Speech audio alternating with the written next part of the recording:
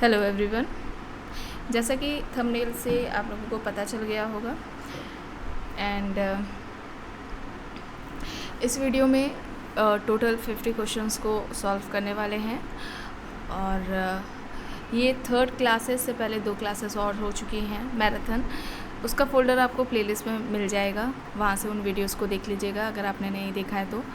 Video start करने से पहले अगर आप चैनल पर नए हैं तो चैनल को सब्सक्राइब कर ले। चैनल का नाम है गोल टू सक्सेस। अगर आप नेट, JRF, PGT, GIC या फिर असिस्टेंट प्रोफेसर एग्ज़ाम की तैयारी कर रहे हैं सोशियोलॉजी से, तो इस चैनल के साथ जुड़कर आप यहां से अपनी स्टडी को कंप्लीट कर सकते हैं। प्लेलिस्ट में उन सभी वीडियोस के फ़ोल्डर्स मिल जाएंगे, आप वहां से उन वीडियोस को देख सकते हैं। तो चलिए स्टार्ट करते हैं। फर्स्ट क्वेश्चन है, लिंग, आयु व जाति पर आधारित परिस्थिति किस प्रकार की परिस्थिति कही जाएगी? ध्यान दीजिएगा, लिंग, आयु, जाति पर आधारित परिस्थिति की बात हो रही है। इससे संबंधित जो परिस्थिति होगी वो क्या कहलाएगी? ऑप्शंस हैं अर्जित परिस्थिति, प्रदत्त परिस्थिति, जैविकी परिस्थिति या फिर सांस्कृतिक परिस्थिति।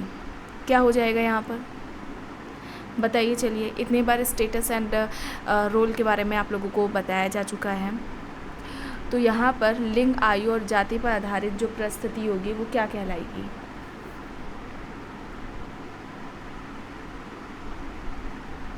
वो क्या कहलाएगी बताइए। फर्स्ट क्वेश्चन का यहाँ पर क्या हो जाएगा राइट आंसर?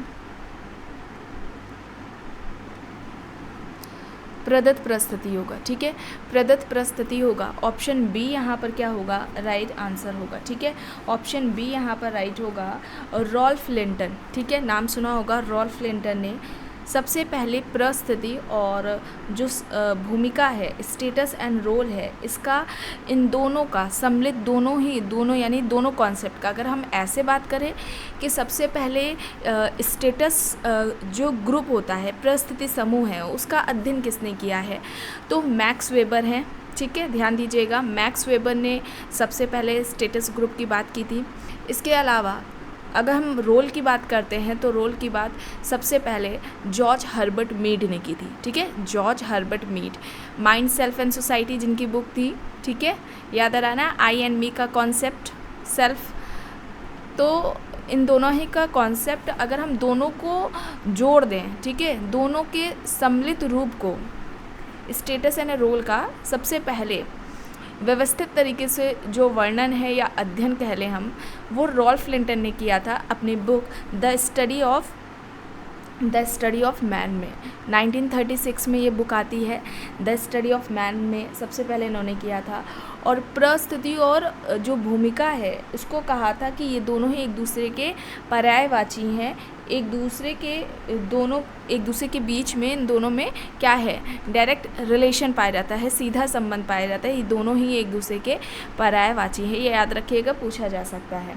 और परिस्थिति के बारे में लिंटन का क्या कहना था कि कोई सामाजिक व्यवस्था है, समाज की जो सामाजिक व्यवस्था होती है, उस सामाजिक व्यवस्था में ही व्यक्ति को जो स्थान मिलता है किसी समय में, किसी विशेष समय में, सामाजिक व्यवस्था के अंतर्गत व्यक्ति को जो पद प्राप्त होता है वही व्यक्ति का स्टेटस कहलाता है। ध्यान दीजिएगा, सोशल सिस्टम के अंतर्गत विशेष समय में, किसी विशिष्ट समय में व्यक्ति को जो पद प्राप्त हो रहा है उसको स्टेटस कहा है रॉल्फ लिंटन ने। ठीक है, और स्टेटस के 2 टाइप बताते हैं, 2 प्रकार हैं परिस्थिति के, प्रदत्त परिस्थिति और अर्जित परिस्थिति।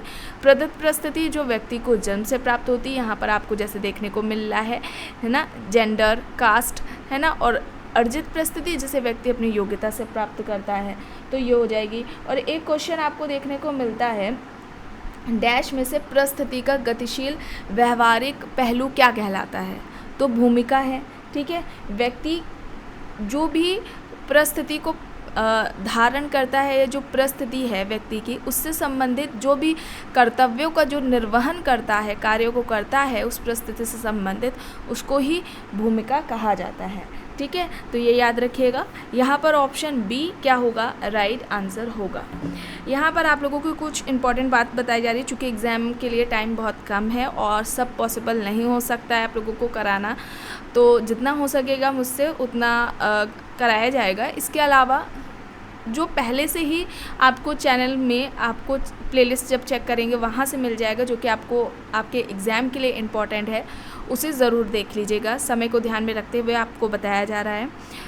एक फ़ोल्डर मिलेगा इम्पॉर्टेंट बुक्स एंड ऑथर का, इम्पॉर्टेंट बुक्स एंड ऑथर का आपको इससे रिलेटेड वाली जो वीडियोज़ हैं वो देखनी है।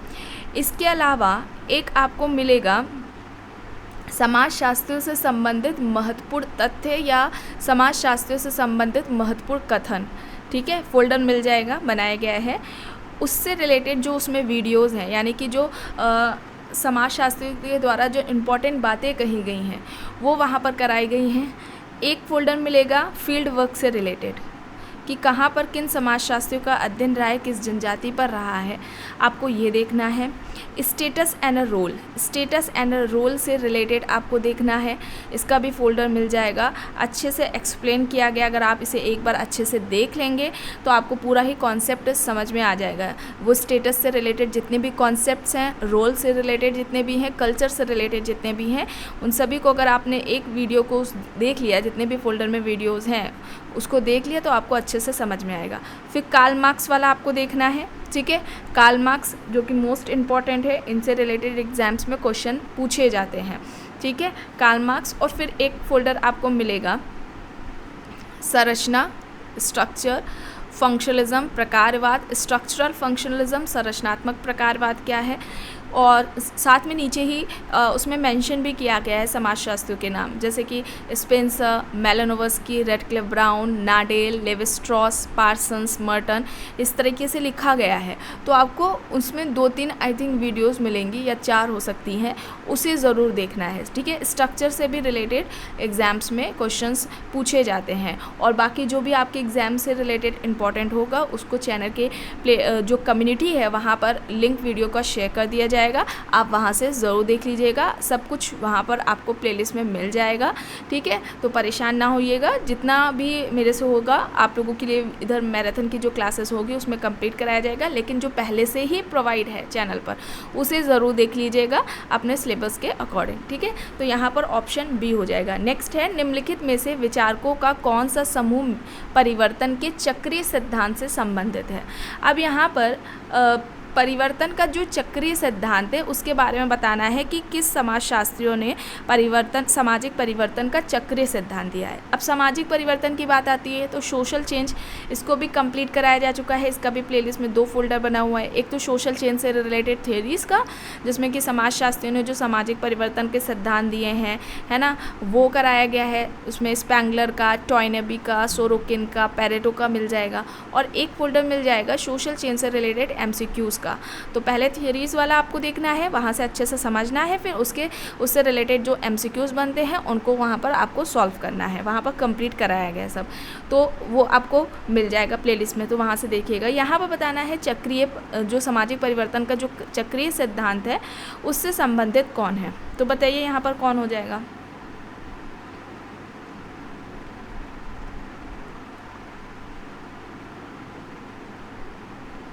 क्या होगा यहाँ पर, ऑप्शन डी होगा, ठीक है। क्या होगा, ऑप्शन डी यहाँ पर राइट आंसर हो जाएगा।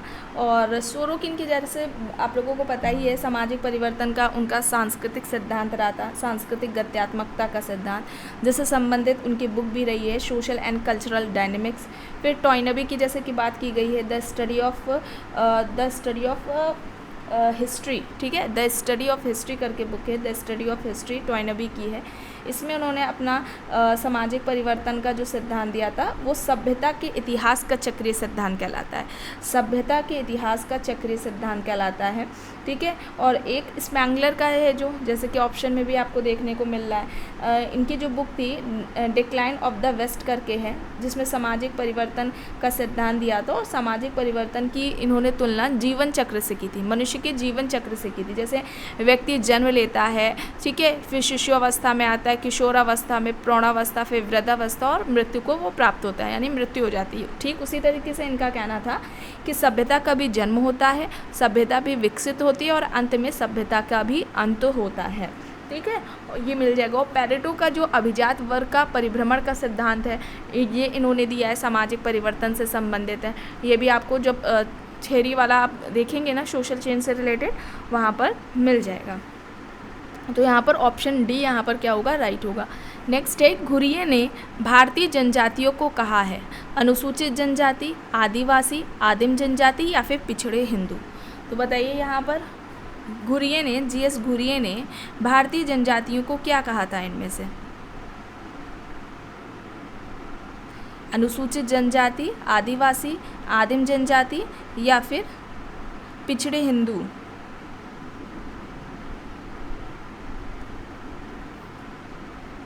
क्या कहा गया है?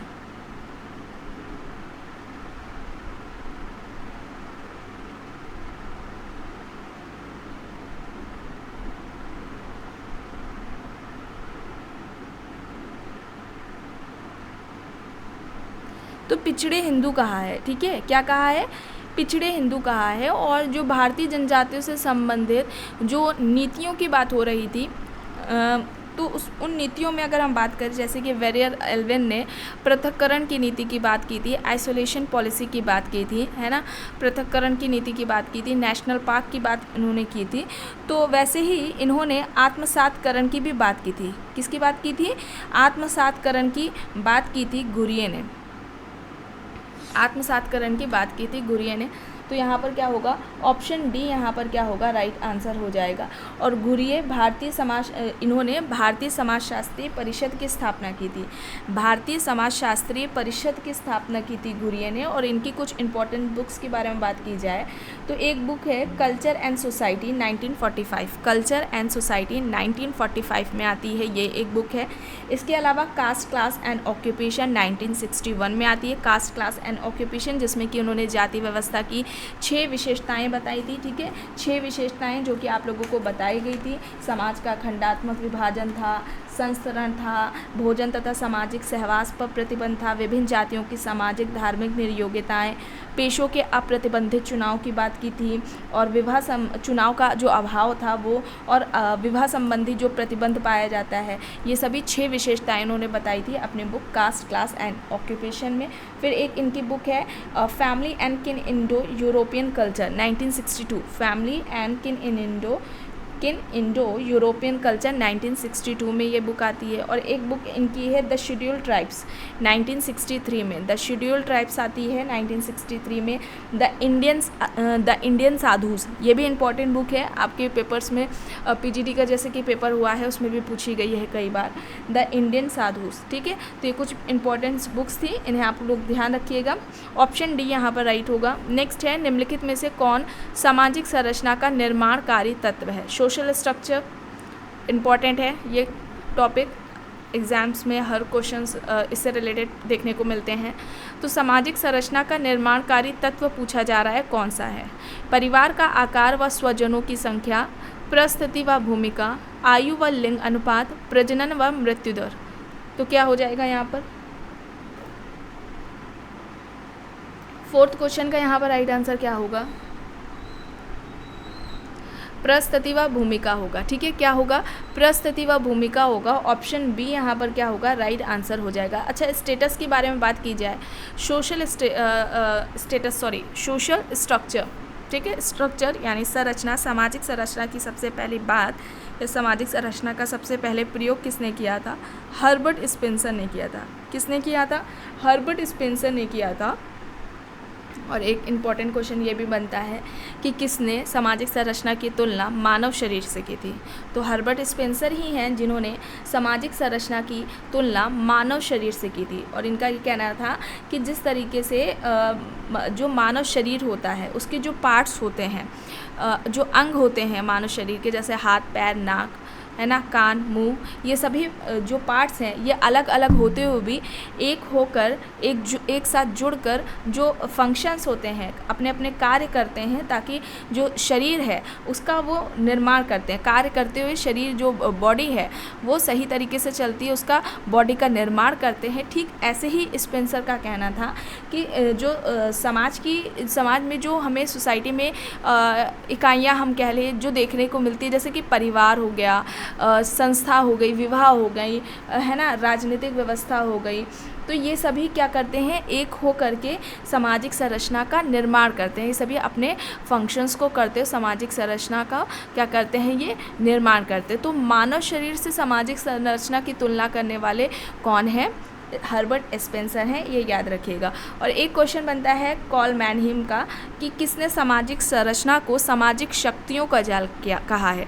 तो याद रखिएगा कॉल मैनहीम हैं जिन्होंने सामाजिक संरचना को सामाजिक शक्तियों का जाल कहा है। और लेवी स्ट्रॉस का तो आप सभी जानते होंगे कि सामाजिक संरचना का वास्तविकता से कोई लेना देना नहीं है, ये इनका कहना है। लेवी स्ट्रॉस का कहना है कि जो सामाजिक संरचना है उसका वास्तविकता से कोई लेना देना नहीं है। ठीक है, तो यहाँ पर ऑप्शन बी हो जाएगा। नेक्स्ट है, जब कोई निम्न हिंदू जाति या कोई जनजाति या अन्य समूह किसी उच्च और प्रायः द्विज जाति की दिशा में अपने रीति रिवाज, कर्मकांड, विचारधारा और जीवन पद्धति को बदल लेता है तो इस प्रक्रिया को कहते हैं। ऑप्शंस हैं आधुनिकीकरण, सर्वव्यापीकरण, पश्चिमीकरण, संस्कृतिकरण।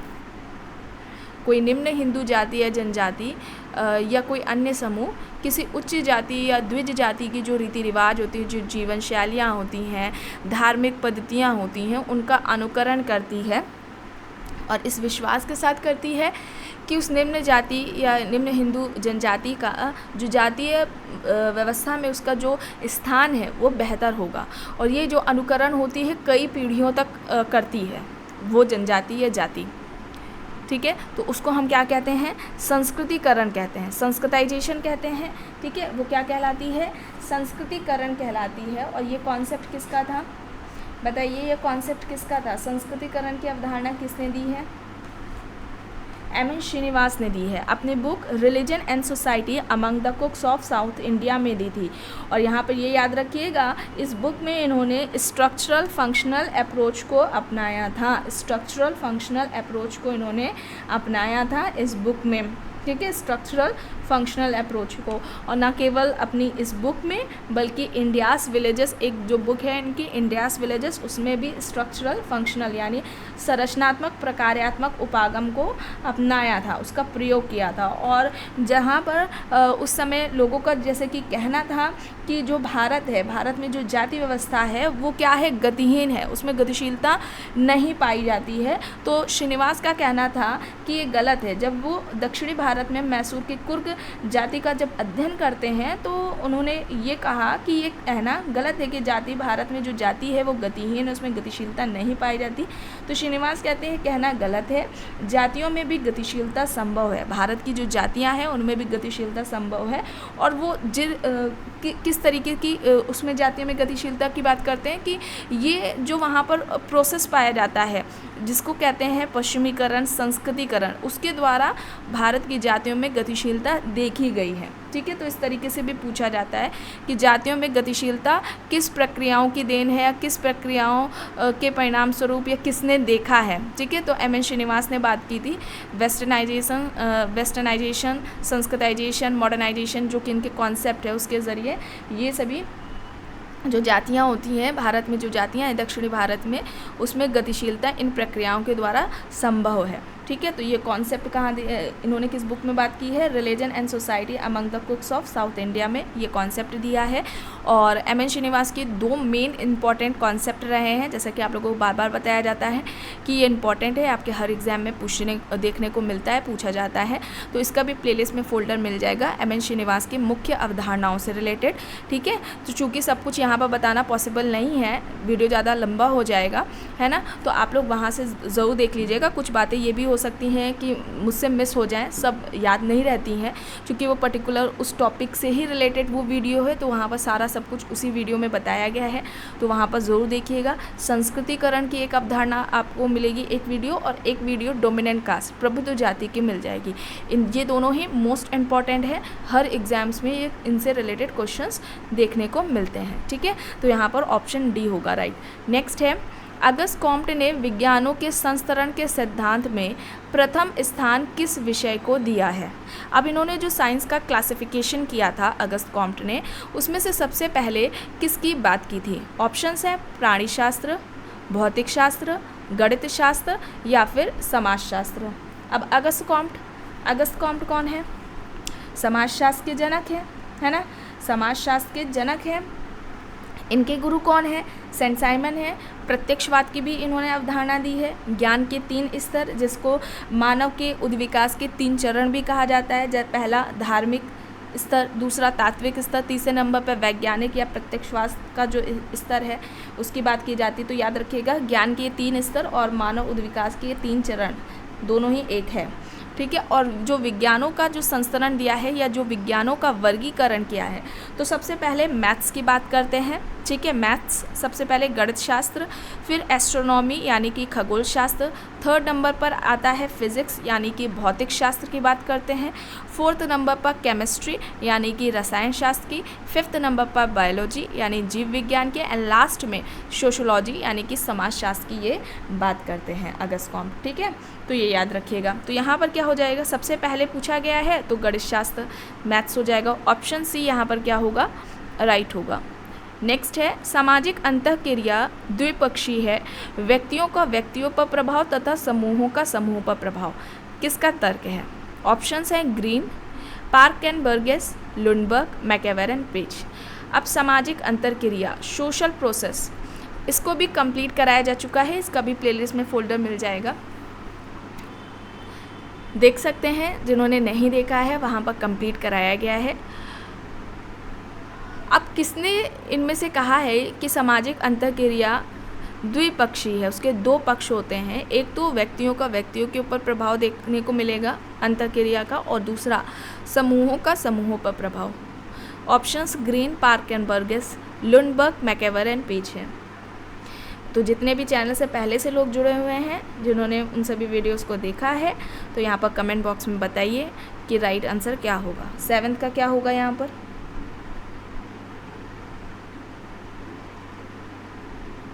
और अगस्त कॉम्ट की 2 इम्पॉर्टेंट मेन बुक्स जो थी, पॉजिटिव फिलॉसफी एंड सेकेंड जो बुक है सिस्टम ऑफ पॉजिटिव पॉलिटी है, ठीक है, पॉजिटिव फिलॉसफी, और एक बुक क्या है, सिस्टम ऑफ पॉजिटिव पॉलिटी, ये इम्पॉर्टेंट बुक है। देखिए यहाँ पर अगर हम सोशल प्रोसेस की बात करें, सामाजिक अंतर्क्रिया होती क्या है, तो चूँकि व्यक्ति है, व्यक्ति की कई सारी नीड्स होती हैं, व्यक्ति सभी अपनी आवश्यकताओं को पूरा नहीं कर सकता स्वयं, तो उसके लिए क्या है, दूसरों पर अंतर्निर्भर है व्यक्ति। तो उन आवश्यकताओं को, यानी व्यक्ति अपनी आवश्यकताओं को पूरा करने के लिए क्या करता है, अन्य व्यक्तियों से एक दूसरे के क्या आता है, संपर्क में आता है और अंतर्क्रिया करता है। और ये जो अंतर्क्रिया है ये सामाजिक नियमों के अनुसार ही करता है, और इसको ही क्या कहा जाता है, सोशल प्रोसेस कहा जाता है। और ये जो सोशल प्रोसेस है, ये जो सामाजिक अंतर्क्रिया होती है, वो 3 स्तरों पर देखने को हमें मिलती है। एक तो व्यक्ति और व्यक्ति के बीच में जो अंतर्क्रिया होती है वो, दूसरी व्यक्ति और समूह के बीच में होने वाली अंतर्क्रिया, और तीसरी कौन सी हो जाएगी, समूह और समूह के बीच में होने वाली अंतर्क्रिया, ठीक है। और यहाँ पर अगर हम बात करें, राइट आंसर क्या हो जाएगा, पार्क एंड बर्गेस हो जाएगा, ये इनका कहना था। और इसके अलावा पार्क एंड बर्गेस की अगर हम इम्पॉर्टेंट बुक की बात करें जिसमें उन्होंने इसकी सोशल प्रोसेस की बात की है, तो an introduction to the science of society है, an introduction to the science of society है, 1921 में ये बुक आती है, ठीक है। और गिलिन एंड गिलिन, इनका भी पूछा जाता है क्वेश्चन। गिलिन एंड गिलिन ने 3 तरह के सामाजिक अंतर्क्रिया की बात की, या सामाजिक अंतर्क्रिया के 3 प्रकार बताएं। एक तो है समान सामाजिक प्रक्रिया, दूसरा क्या है सहयोगी सामाजिक प्रक्रिया, और तीसरा क्या हो जाएगा, असहयोगी सामाजिक प्रक्रिया, ठीक है। तो ये गिलिन एंड गिलिन ने बताए हैं, ये याद रखिएगा। तो यहाँ पर क्या हो जाएगा, ऑप्शन बी यहाँ पर राइट होगा। नेक्स्ट है विश्व की 8 संस्कृतियों के अध्ययन के आधार पर सामाजिक परिवर्तन का चक्रीय सिद्धांत दिया है। ऑप्शंस है सोरोकिन, स्पेंगलर, टॉयनबी, पेरेटो। तो विश्व की 8 संस्कृतियों का अध्ययन किसने किया था, और फिर उसके आधार पर सोशल चेंज का जो सामाजिक परिवर्तन का जो चक्रीय सिद्धांत है वो इनमें से किसने दिया, सोरोकिन, स्पेंगलर, टॉयनबी, पेरेटो हैं। 8th का यहाँ पर क्या होगा, राइट।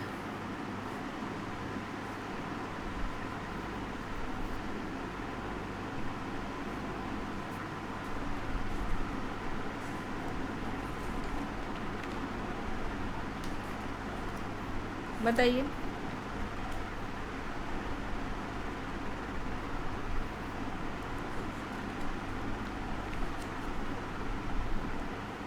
8 का क्या होगा यहाँ पर?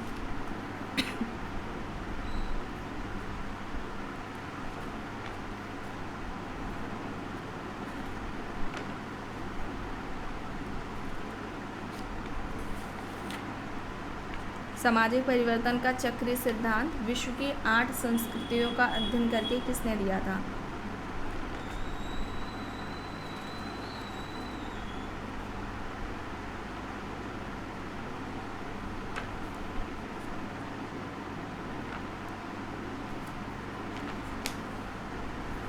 तो यहाँ पर क्या हो जाएगा राइट आंसर? स्पेंगलर हो जाएगा, स्पेंगलर। ऑप्शन बी यहाँ पर क्या होगा?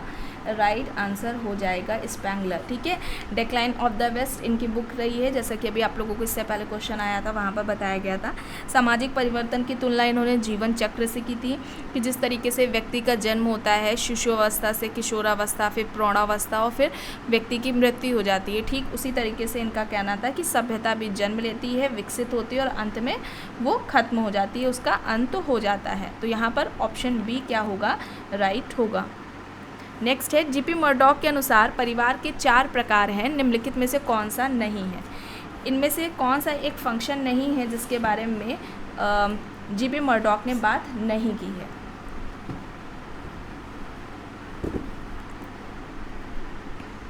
GP Murdock, George Peter Murdock 250 समाजों का अध्ययन करा था और सोशल स्ट्रक्चर इनकी बुक रही है, जिसमें उन्होंने जो 250 समाजों का अध्ययन किया, वहाँ पर उन्होंने देखा कि जो न्यूक्लियर फैमिली है, जिसे एकाकी परिवार कहा जाता है, न्यूक्लियर फैमिली उन्होंने हर समाज में देखने को मिली थी। तो उन्होंने कहा था उस आधार पर कि परिवार सार्वभौमिक संस्था है। और यहाँ पर परिवार के 4 प्रकार पूछे जा रहे हैं, 4 फंक्शन पूछे जा रहे हैं, उनमें से कौन सा नहीं है? 4 फंक्शंस की बात की थी, उनमें से एक कौन सा नहीं है?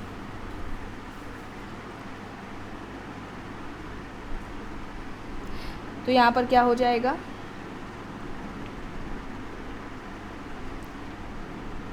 ऑप्शन बी समाजीकरण नहीं है। ठीक है, समाजीकरण नहीं है। एक तो जो इन्होंने बताया सेक्सुअल यौन संबंधी था, दूसरा था प्रजनन रिप्रोडक्शन या पुनरुत्पादन जिसे कहा जाता है, तीसरा है आर्थिक, ठीक है, इकोनॉमिक, एंड 4th नंबर पर एजुकेशनल की बात करते हैं, शैक्षिक की बात करते हैं, तो शिक्षा, ठीक है, सोशलाइजेशन की बात इन्होंने नहीं की थी। तो ऑप्शन बी यहाँ पर क्या होगा? राइट होगा। नेक्स्ट है, विवाह सामाजिक आदर्श मानदंडों की वह समग्रता है जो विवाहित व्यक्तियों के आपसी संबंधों को, उनके रक्त संबंधियों, संतानों तथा समाज के साथ संबंध को परिभाषित तथा नियंत्रित करती है। यह तर्क है। ऑप्शंस है वेस्टरमार्क, जॉनसन, हॉबेल, रिवर्स।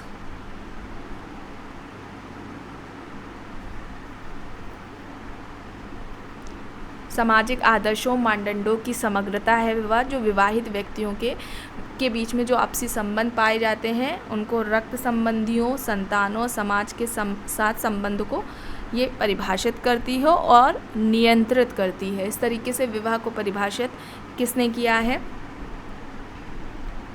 तो हॉबेल हो जाएगा यहाँ पर राइट आंसर, ऑप्शन सी होगा। ठीक है, ऑप्शन सी यहाँ पर होगा। और विवाह से संबंधित मेलानोव्स्की का क्या कहना है कि विवाह बच्चों की उत्पत्ति और उनकी देखभाल के लिए क्या है? इकरारनामा है या समझौता है। विवाह बच्चों की उत्पत्ति और उनकी देखभाल के लिए एक समझौता है, यह कहना किसका है? मेलानोव्स्की का है। और जीपी मर्डॉक, ठीक है, जीपी मर्डॉक का यहाँ पर अभी जैसे कि बताया गया ना, यहाँ पर उन्होंने परिवार के 4 प्रकार बताए थे, तो जीपी मर्डॉक ने विवाह के भी उद्देश्य बताए थे। और ये जो विवाह के उद्देश्य हैं, ये सार्वभौमिक उद्देश्य है, ये हर समाज में विवाह के उद्देश्य देखने को मिलेंगे। तो पहला जो सेक्सुअल है, दूसरा आर्थिक सहयोग है, और तीसरा जो उद्देश्य इन्होंने बताया समाजीकरण या लालन पालन, आपको ऑप्शन में देखने को मिल सकता है। तो ये जो उद्देश्य बताए हैं वो किसने बताए हैं? जीपी मर्डॉक ने बताए हैं विवाह के, और ये सार्वभौमिक उद्देश्य हैं। ठीक है, नेक्स्ट है, समाज में कुछ परिस्थितियाँ ऐसी होती हैं जो व्यक्ति के गुणों पर ध्यान दिए बिना ही उसको स्वतः ही प्राप्त हो जाती हैं, ये कहलाती हैं। ऑप्शंस हैं अर्जित परिस्थिति, मुख्य परिस्थिति, प्रदत्त परिस्थिति या फिर परिस्थिति क्रम। समाज में कुछ ऐसी परिस्थितियाँ जो व्यक्ति के गुणों को ध्यान दिए बिना ही उसको स्वतः ही मिल जाती हैं, ये क्या कहलाती हैं?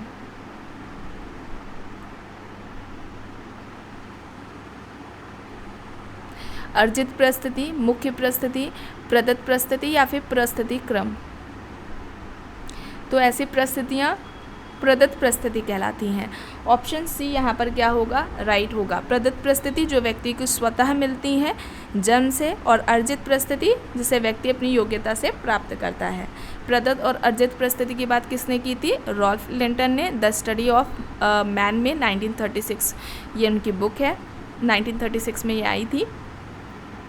नेक्स्ट है, व्यक्ति समाज में अनेक प्रकार की भूमिकाएं निभाता है, किंतु जिस भूमिका के कारण वह समाज में जाना जाता है वह कहलाएगी इसकी भूमिका प्रत्याशा, अभिनय की भूमिका, भूमिका ग्रहण या फिर मुख्य भूमिका।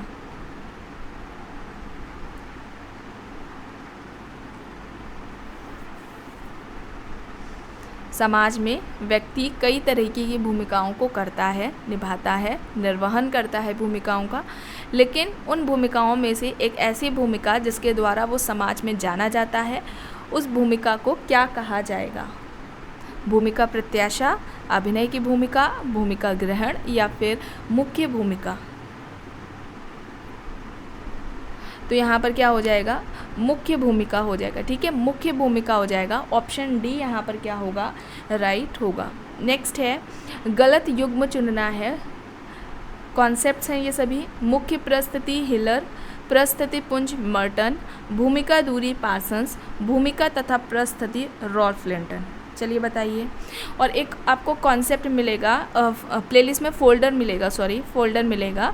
अभी आपको कुछ जैसे कि वीडियोस देखने के लिए बोला गया है, उनमें से एक फोल्डर आपको मिलेगा समाजशास्त्र की महत्वपूर्ण अवधारणाएं। ठीक है, ज़्यादा लंबी नहीं, उसमें आई थिंक 3 या 4 ही मिलेंगे वीडियोस उस फोल्डर में, और वो 6 मिनट की, 8 मिनट की, 10 मिनट की है। उसमें केवल कॉन्सेप्ट्स बताए गए हैं, और जो ऑथर्स हैं, समाजशास्त्री हम कहते हैं जिन्हें, समाजशास्त्री ने कौन सी अवधारणाएं दी हैं, बस यही बताया गया है। ठीक है, तो आप लोग समय को ध्यान में रखते हुए उस वीडियो को देख सकते हैं। तो यहाँ पर कौन सा गलत है, क्या हो जाएगा? भूमिका दूरी पार्सन्स का नहीं है, किसका है? गॉफमैन का है। पार्सन्स की जगह क्या होगा, गॉफमैन हो जाएगा। बाकी के जो सारे हैं वे सभी सही हैं। और इसके अलावा जैसे कि बहुल भूमिका, ठीक है, बहुल भूमिका का कॉन्सेप्ट किसका रहा है? मर्टन का रहा है। भूमिका ग्रहण या भूमिका निर्वहन की जो अवधारणा है वो मीड ने दी है। भूमिका संघर्ष की अवधारणा किसकी रही है? मर्टन की रही है। ठीक है, जैसे कि मुख्य प्रस्तुति देख रहे हैं ना, आप लोगों से बोला गया था स्टेटस रोल एंड कल्चर वाला फोल्डर देखने के लिए, उसमें पूरा सबको डिफाइन किया गया है कि मुख्य प्रस्तुति किसे कहते हैं, प्रस्तुति पुंज किसे कहते हैं, भूमिका दूरी किसे कहते हैं, भूमिका प्रस्तुति तो चलिए अभी ही बता दिया गया आप लोगों को शॉर्ट में। तो ये जैसे आप देख रहे हैं ना ऊपर के 3, इस तरीके से बहुल भूमिका है ना, भूमिका ग्रहण, निर्वहन, भूमिका संघर्ष, ये सभी स्टेटमेंट, कथन दे दिए जाते हैं, फिर उसमें पूछा जाता है कि क्या कहलाएगी ऑप्शंस में। तो जब तक कॉन्सेप्ट नहीं क्लियर होगा तो फिर अच्छे से आप नहीं समझ सकते और फिर आप नहीं बता पाएंगे। इसीलिए आप लोगों से बोला जाता है कि उस वीडियो को ज़रूर देख लीजिए उस फोल्डर में जा करके, स्टेटस रोल एंड कल्चर। तो यहाँ पर क्या होगा? ऑप्शन सी होगा। नेक्स्ट है, सामाजिक संरचना सामाजिक शक्तियों का जाल है, यह कथन है। ऑप्शंस हैं मैकेवर एंड पेज, रेमेंडफोर्थ, कॉल मैनहीम, पीटर ब्लाउ। क्या हो जाएगा? मैकेवर एंड पेज, रेमेंडफोर्थ, कॉल मैनहीम, पीटर ब्लाउ।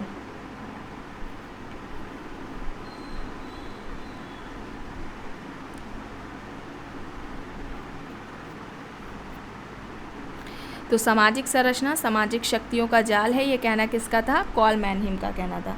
तो यहाँ पर राइट आंसर क्या हो जाएगा? ऑप्शन सी हो जाएगा। अब सोशल स्ट्रक्चर, ठीक है, अब इसे शॉर्ट में देखिए। शॉर्ट में आप लोगों को कुछ इंपॉर्टेंट फैक्ट्स बताया जा रहा है, उसे ध्यान से सुनिएगा। रेडक्लिफ ब्राउन, ठीक है, रेडक्लिफ ब्राउन ने सामाजिक संरचना को क्या बताया था? सामाजिक संरचना इनके लिए क्या है? मूर्त है। और सामाजिक संरचना का जो आधार बिंदु है या केंद्रीय जो बिंदु है वो व्यक्ति को बताते हैं। व्यक्ति या व्यक्तियों के बीच में जो पारस्परिक संबंध पाए जाते हैं उन संबंधों को ही संरचना का क्या बताते हैं? वे संरचना का निर्माण करते हैं। संरचना का के वह आधार बिंदु हैं व्यक्ति, ठीक है, संरचना का भाग मानते हैं व्यक्ति को। और जो लेवी स्ट्रॉस हैं, इन्होंने सामाजिक संरचना को क्या बताया कि ये व्यक्ति के मस्तिष्क की उपज है। सामाजिक संरचना व्यक्ति के मस्तिष्क की उपज है। और सामाजिक संरचना का लिव स्ट्रॉस का, जैसे कि आपको बताया भी गया कि सामाजिक संरचना का वास्तविकता से कोई लेना देना नहीं, किसने कहा था, तो लिव स्ट्रॉस का ही है, एग्जाम में पूछा जाता है। नाडेल, ठीक है, नाडेल ने संरचना को क्या कहा है, मूर्त कहा है, और कहा है कि इसे हम समाज में जो सदस्य होते हैं उनके व्यवहारों में हम देख सकते हैं सामाजिक संरचना को। सामाजिक संरचना क्या हो गई, मूर्त हो गई। पार्सन्स का क्या कहना था कि जो सामाजिक संरचना है उसका जो निर्माण हुआ है वो जो समाज में हमें तरह तरह की जो संस्थाएं, विवाह, परिवार, ठीक है, आर्थिक संस्थाएं हो गई, शैक्षिक संस्थाएं, धार्मिक संस्थाएं, ठीक है, तो समाज में जो विभिन्न संस्थाएं पाई जाती हैं, एजेंसीज पाई जाती हैं, जो सोशल पैटर्न होते हैं, इन सभी से मिलकर के सामाजिक संरचना का निर्माण होता है। और इसके द्वारा ही, यानी कि सामाजिक संरचना के द्वारा ही व्यक्ति को क्या होता है, समाज में एक पद मिलता है, स्थान मिलता है। और इनके लिए, पार्सन्स के लिए जो सामाजिक संरचना है वो क्या है, अमूर्त है। ठीक है, तो ये कुछ बातें थी, इम्पॉर्टेंट थी, इसे सुन लीजिएगा फिर से, दोबारा से फिर से, ठीक है। तो कुछ इम्पॉर्टेंट थी जो कि बताई गई हैं आपके एग्जाम से रिलेटेड। तो ऑप्शन सी यहाँ पर क्या होगा, राइट होगा। नेक्स्ट है, निम्न में से परिस्थिति संकुल के गतिशील पक्ष को क्या कहा जाता है। ऑप्शंस हैं परिस्थिति संकुल, बहुल भूमिका, भूमिका संघर्ष, गतिशील भूमिका। परिस्थिति संकुल के गतिशील पक्ष को क्या कहा जाता है।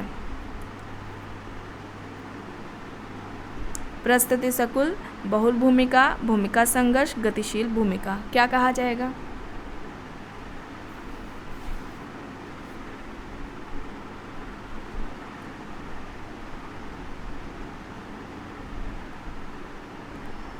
क्या हो जाएगा यहाँ पर, राइट, बहुल भूमिका हो जाएगा। क्या हो जाएगा, बहुल भूमिका हो जाएगा। अब जो परिस्थिति संकुल है, ठीक है, ये जो कॉन्सेप्ट है वो किसका है, रॉबर्ट किंग मर्टन का है। Robert King Merton, RK. Merton, इनका ये कॉन्सेप्ट रहा है। अब परिस्थिति संकुल किसे कहा जाता है, तो ध्यान से सुनिएगा। व्यक्ति की, ठीक है, व्यक्ति है, समाज में जो व्यक्ति होता है उसकी केवल एक ही परिस्थिति नहीं होती, ठीक है, व्यक्ति की कई सारी परिस्थितियाँ होती हैं। जैसे कि कुछ परिस्थितियाँ उसे जन्म से मिलती है, किसी का बेटा होता है ना, और कास्ट आप ले लीजिए, ठीक है, भाई होता है किसी का। तो कुछ परिस्थितियाँ जन्म से उसे मिलती है और कुछ परिस्थितियाँ व्यक्ति अपनी योग्यता से प्राप्त करता है। जब इन दोनों ही परिस्थिति, यानी प्रदत्त परिस्थितियाँ और अर्जित परिस्थितियाँ, इन दोनों को ही हम मिला देते हैं, जोड़ देते हैं, तो वो परिस्थिति संकुल कहलाती है। और ये कॉन्सेप्ट किसका है, मर्टन का है। और इसके परिस्थिति संकुल के गतिशील पक्ष को क्या कहा जाता है, बहुल भूमिका। यानी जो परिस्थिति संकुल है, जितनी भी व्यक्ति की परिस्थितियां हैं उससे संबंधित जो भूमिकाओं का वह निर्वहन करता है वो क्या कहलाती हैं, बहुल भूमिका कहलाती हैं। ठीक है, तो ये याद रखिएगा। और बहुल भूमिका का भी जो कॉन्सेप्ट है वो मर्टन ने दिया है। ठीक है, तो यहाँ पर हो जाएगा। और रोल कॉन्फ्लिक्ट, भूमिका जो संघर्ष है, ये भी अवधारणा किसकी है, रॉबर्ट किंग मर्टन की है। ठीक है, तो ऑप्शन बी यहाँ पर राइट हो जाएगा। नेक्स्ट है, निम्न में से किसने जनजाति को आदिम जाति कहा। जनजाति, ट्राइबल्स, इससे रिलेटेड भी आपको फोल्डर मिल जाएगा प्लेलिस्ट में। इस टॉपिक को भी कंप्लीट कराया जा चुका है, ट्राइबल सोसाइटी। वहाँ पर आई थिंक 2 वीडियोस मिलेंगी। एक तो फैक्ट से रिलेटेड है जिसमें फैक्ट्स केवल बताए गए हैं, और सेकंड वीडियो उससे रिलेटेड MCQs का मिलेगा। तो इन दोनों ही वीडियोस को देख लीजिएगा। प्लेलिस्ट में आपको चैनल की जो कम्युनिटी है वहाँ पर भी लिंक शेयर कर दिया जाएगा, तो वहाँ से भी आप लोग देख लीजिएगा। ठीक है, तो जनजाति को आदिम जाति इनमें से किसके द्वारा कहा गया। ऑप्शंस हैं R.K. Das, Hutton, G.S. Ghurye, Verrier Elwin. R.K. Das, Hutton, G.S. Ghurye, Verrier Elwin options हैं। किसने जनजाति को आदिम जाति कहा है इनमें से,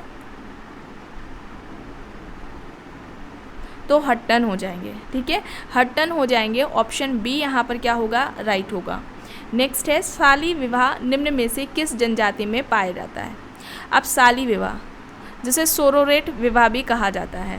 अब ट्राइबल्स पूछे जा रहा है कि किस जनजाति में ये विवाह देखने को मिलता है। जनजातियाँ दी गई हैं। ऑप्शन है गोंड जनजाति, खरिया जनजाति, ए और बी यानी गोंड और खरिया दोनों ही जनजाति में, या फिर उपयुक्त में से किसी में भी नहीं। साली विवाह, सोरोरेट विवाह किसे कहा जाता है?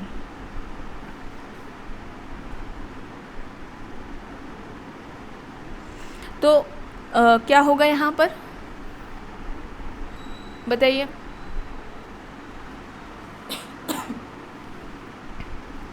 क्या होगा यहाँ पर? गोंड और खरिया दोनों ही जनजाति में। ऑप्शन सी यहाँ पर क्या होगा? राइट आंसर हो जाएगा। अब ये विवाह कब देखने को मिलता है? व्यक्ति अपनी पत्नी के जीवन काल में या मृत्यु, जब वो पत्नी जीवित है तब भी ये देखने को मिल सकता है साली विवाह, या जब पत्नी की मृत्यु हो जाती है, मृत्यु के बाद भी जो पत्नी की छोटी बहन है उसके साथ पति का विवाह होता है। ठीक है, तो इसको हम साली विवाह कहते हैं। तो पत्नी के जीवन काल या उसकी मृत्यु के पश्चात ये साली विवाह देखने को मिलता है। और इस साली विवाह को क्या कहा जाता है? पत्नी भंगनी विवाह भी कहा जाता है। ध्यान रखिएगा, पत्नी भंगनी विवाह और साली विवाह या सोरोरेट विवाह तीनों ही एक विवाह है, मतलब कि तीनों को एक ही कहा जाता है। और ये दो प्रकार के होते हैं, सोरोरेट विवाह या पत्नी भंगनी विवाह या साली विवाह। इनके टाइप्स कितने हैं? दो तरह के हैं, दो प्रकार हैं इस विवाह के। एक तो है प्रतिबंधित साली विवाह। प्रतिबंधित साली विवाह में क्या बताया गया कि यही कि जब पत्नी की मृत्यु हो जाती है उसके बाद पत्नी की जो बहन होती है छोटी, उसके साथ जो विवाह होता है वो। और दूसरा है असीमित साली विवाह। असीमित साली विवाह में क्या होता है? जीवन काल में ही उसका विवाह हो जाता है, किन्हीं कारणों, कोई रीज़न होता है जिसके वजह से वो जीवित है पत्नी, और फिर भी उसके बाद भी उसकी छोटी बहन से पति का विवाह देखने को मिलता है। ठीक है, तो यहाँ पर ऑप्शन सी राइट होगा। नेक्स्ट है, निम्न में से किस जनजाति में क्रय विवाह का स्वरूप देखने को मिलता है?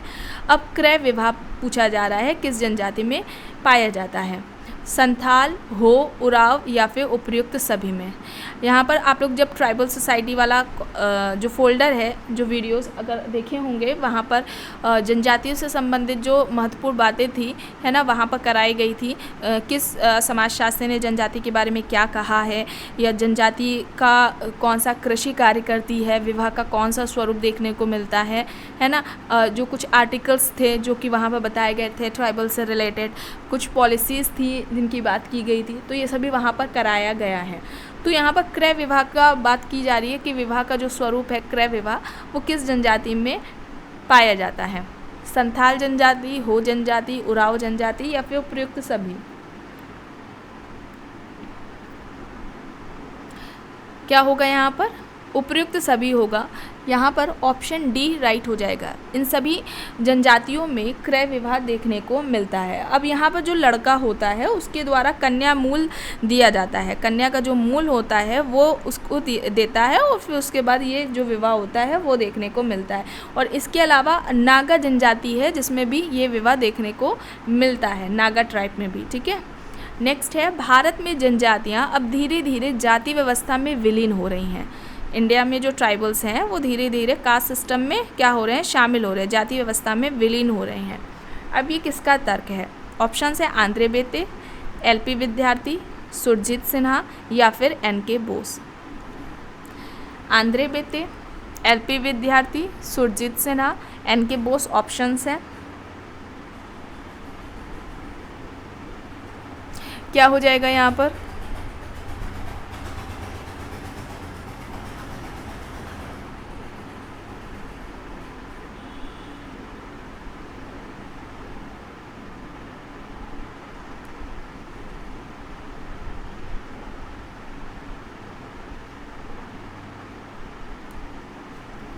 तो राइट क्या हो जाएगा यहाँ पर?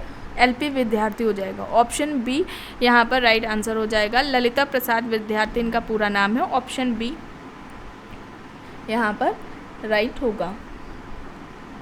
नेक्स्ट है, आर डेहरनड्रॉफ के अनुसार उत्तर पूंजीवाद समाज में निम्न में से किस में अभिलक्षित होता है, या उत्तर पूंजीवादी समाज की विशेषताएं ऐसे करके भी पूछा जाता है, तो वो कौन कौन सी हैं? पूंजी का अपघटन, श्रम का विभेदीकरण, संघर्षों का संस्थानीकरण।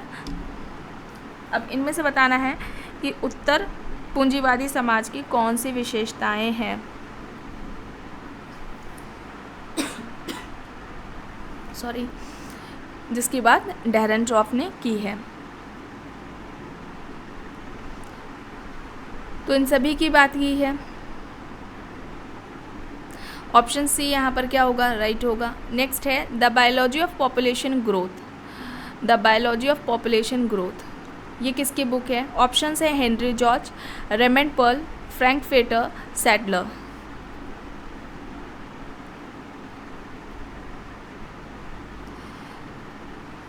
डेमोग्राफी, सोशोलॉजी डेमोग्राफी, जो कि आपके सिलेबस में भी ये टॉपिक है और एमए में भी आप लोगों को ऑप्शनल पेपर में देखने को मिला होगा, बहुतों ने लिया भी होगा, उससे रिलेटेड ये क्वेश्चन है। एंड एक वीडियो है जिसमें सोशोलॉजी डेमोग्राफी से रिलेटेड जितने भी इम्पॉर्टेंट जो थियरीज़ हैं, इम्पॉर्टेंट जो क्वेश्चंस बनते हैं, उनको कंप्लीट कराया गया है। एंड आप लोग कोई कमेंट करके याद दिला दीजिएगा कि मुझे कुछ वीडियोस के लिंक शेयर करने हैं कम्युनिटी पर, या डिस्क्रिप्शन बॉक्स में भी उन वीडियोस के लिंक शेयर कर दिए जाएंगे, तो उसे देख लीजिएगा, ठीक है।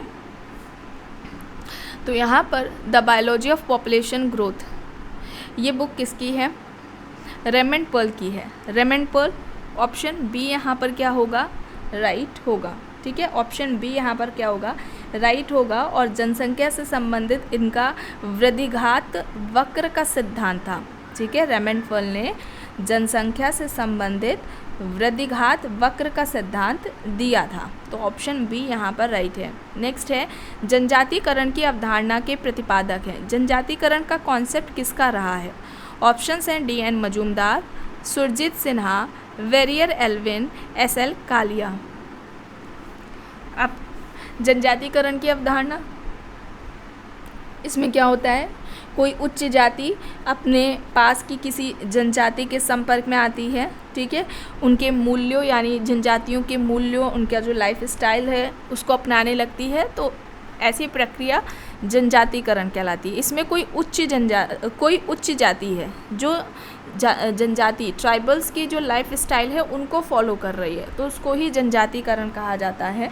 और ये जो कॉन्सेप्ट है वो एस.एल. कालिया का है। एस.एल. कालिया ने जनजातीकरण की अवधारणा दी थी, तो ऑप्शन डी यहाँ पर क्या होगा, राइट होगा। नेक्स्ट है संयुक्त परिवार छोटे कस्बों की विशेषता है या तर्क किसका है? जॉइंट फैमिली छोटे कस्बों की विशेषता बताई जा रही है, और ये किसका कहना है? KM. Kapadia, IP. Desai, Max Muller, AM. Shah options हैं। संयुक्त परिवार को छोटे कस्बों की किसने विशेषता बताया है इनमें से? इम्पॉर्टेंट है क्वेश्चन।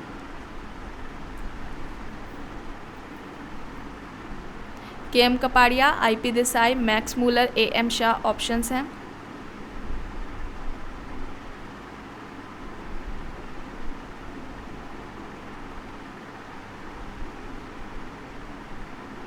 तो यहाँ पर क्या हो जाएगा, राइट? ए.एम. शाह हो जाएगा। क्या हो जाएगा? ए.एम. शाह हो जाएगा। ऑप्शन डी यहाँ पर क्या होगा, राइट होगा।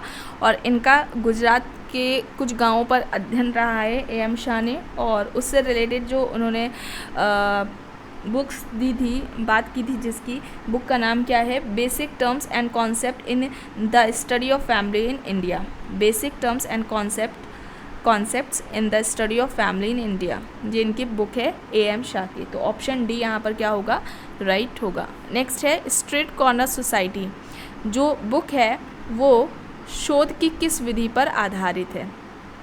साक्षात्कार अनुसूची, सहभागी अवलोकन, अंतर्वस्तु विश्लेषण या फिर प्रश्नावली। अच्छा, रिसर्च भी आपके सिलेबस में है ना, तो रिसर्च से रिलेटेड भी आपको प्लेलिस्ट में फ़ोल्डर मिल जाएगा, वहाँ से कुछ वीडियोस मिलेगी, उन्हें देख लीजिएगा, क्योंकि अभी समय कम है तो सब पॉसिबल नहीं है कि उन सभी को कराया जा सके, है ना।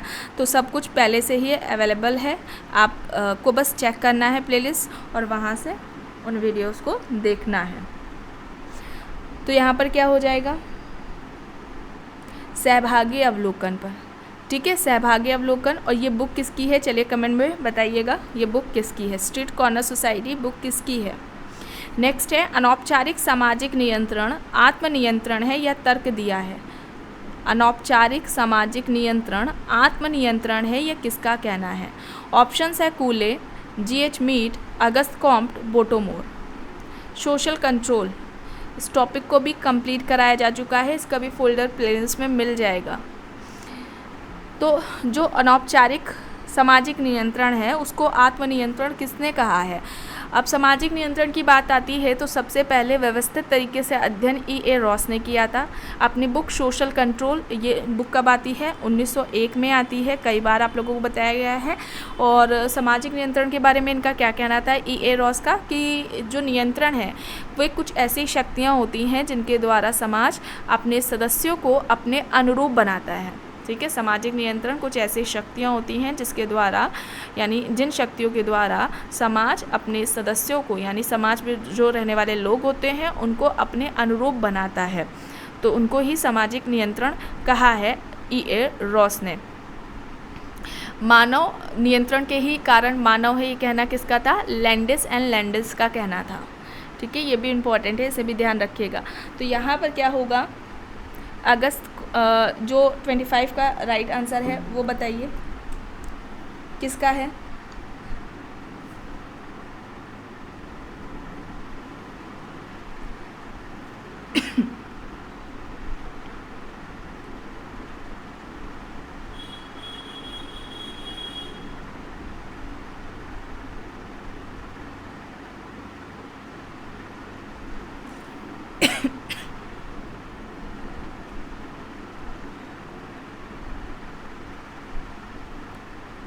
तो यहाँ पर क्या हो जाएगा? ऑप्शन सी हो जाएगा, अगस्त कॉम्ट। ठीक है, ऑप्शन सी यहाँ पर क्या है? राइट आंसर है। और औपचारिक अगर अभिकरण की बात की जाए, सामाजिक नियंत्रण के औपचारिक अभिकरणों की, तो उसमें राज्य, शिक्षा संस्था, शिक्षण संस्थाएं, ये सभी आ जाएंगे। और अनौपचारिक अभिकरणों की बात की जाए सामाजिक नियंत्रण की, तो इसमें प्राइमरी ग्रुप, परिवार, पड़ोस, जो मित्र मंडली समूह होता है उसको आप रख सकते हैं। कूले बर्नौट ने जो सामाजिक नियंत्रण के प्रकार बताए, दो टाइप बताए हैं सोशल कंट्रोल के, कूले एंड बर्नौट ने। एक तो है चेतन सामाजिक नियंत्रण और दूसरा अचेतन सामाजिक नियंत्रण। तो चेतन और अचेतन सामाजिक नियंत्रण की बात किसने की है? कूले एंड बर्नौट ने की है। सेकंड क्या है? मैनहीम। मैनहीम ने दो बताए हैं सामाजिक नियंत्रण के प्रकार, प्रत्यक्ष है ना, और दूसरा क्या है? अप्रत्यक्ष। तो प्रत्यक्ष सामाजिक नियंत्रण और अप्रत्यक्ष सामाजिक नियंत्रण की जो बात है वो मैनहीम ने की है। इसके अलावा किम्बॉल यंग, ठीक है, इन्होंने भी दो प्रकार बताए हैं सामाजिक नियंत्रण के, सकारात्मक सामाजिक नियंत्रण और नकारात्मक सामाजिक नियंत्रण। तो इसे ध्यान में रखिएगा। यहाँ पर ऑप्शन सी राइट है। नेक्स्ट है, निम्न में से किस समाजशास्त्री ने हास्य एवं व्यंग का अध्ययन सामाजिक नियंत्रण के साधन के रूप में किया है? हास्य एवं व्यंग का अध्ययन सामाजिक नियंत्रण के साधन के रूप में इनमें से किसने किया है? Parsons, Gurvitch, Landis, Ross. Parsons, Gurvitch, Landis, Ross options हैं।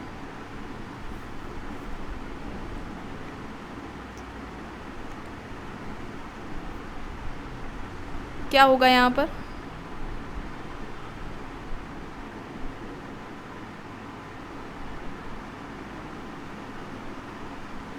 राइट आंसर क्या होगा? गुरविच होगा। ऑप्शन बी यहाँ पर क्या होगा?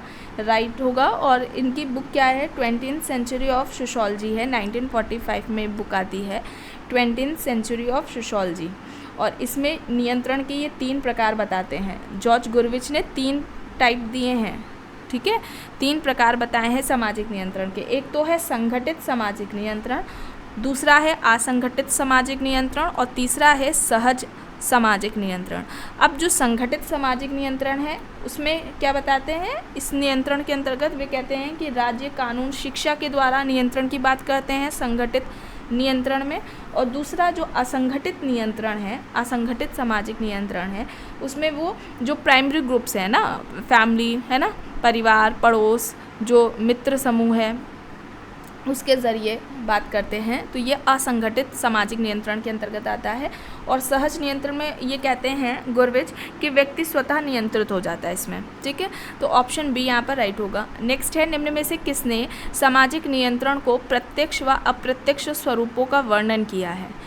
कूले, रॉस, मैनहीम, गुरविच ऑप्शंस दिए गए हैं। कूले, रॉस, मैनहीम, गुरविच ऑप्शंस हैं। क्या होगा यहाँ पर राइट?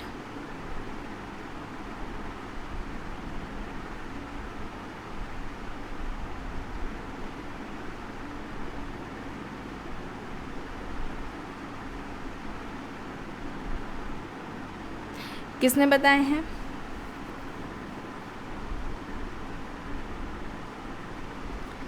प्रत्यक्ष और अप्रत्यक्ष सामाजिक नियंत्रण की बात किसने की थी?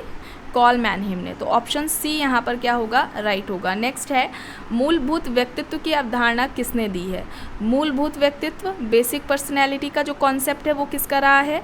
ऑप्शंस हैं लिंटन व कॉर्डिनर, एम मीड यानी मॉर्गेट मीड। अब ध्यान दीजिएगा, ऑप्शंस में कई लोग गलती करते हैं, जी एच मीड और एम मीड में कंफ्यूज हो जाते हैं। जी एच मीड का पूरा नाम क्या है? जॉर्ज हर्बर्ट मीड है, जिन्होंने आई एंड मी का कॉन्सेप्ट दिया था। माइंड, सेल्फ एंड सोसाइटी है इनका, है ना। भूमिका ग्रहण, भूमिका निर्वहन की अवधारणा जॉर्ज हर्बर्ट मीड की है। यहाँ पर एम मीड क्या है? मॉर्गेट मीड है, इनका पूरा नाम मॉर्गेट मीड है। इनकी एक इंपॉर्टेंट बुक है male and female, male and female इनकी बुक है। तो ऑप्शंस को ध्यान रख के टिक करिएगा, ठीक है। तो बेसिक जो पर्सनैलिटी है वो कॉन्सेप्ट किसका है? एडविन लेमर्ट और पार्सन्स भी ऑप्शंस में है। Linton, Kardiner, M Mead, Edwin Lemert, Parsons options में है।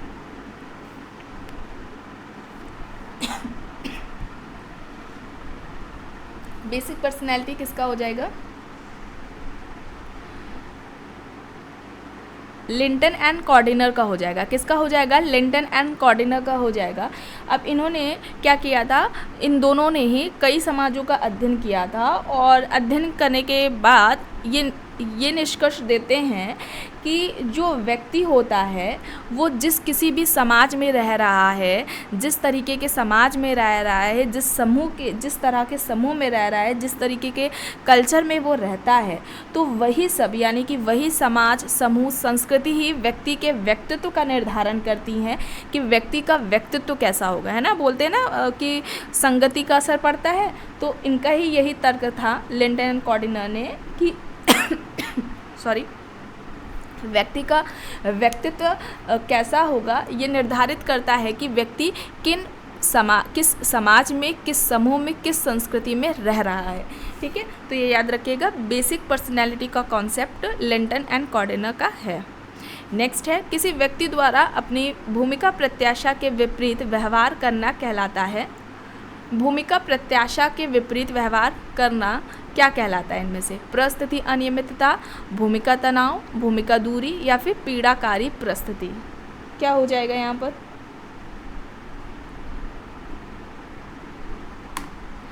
व्यक्ति द्वारा अपनी भूमिका प्रत्याशा के विपरीत व्यवहार करना क्या कहलाएगा?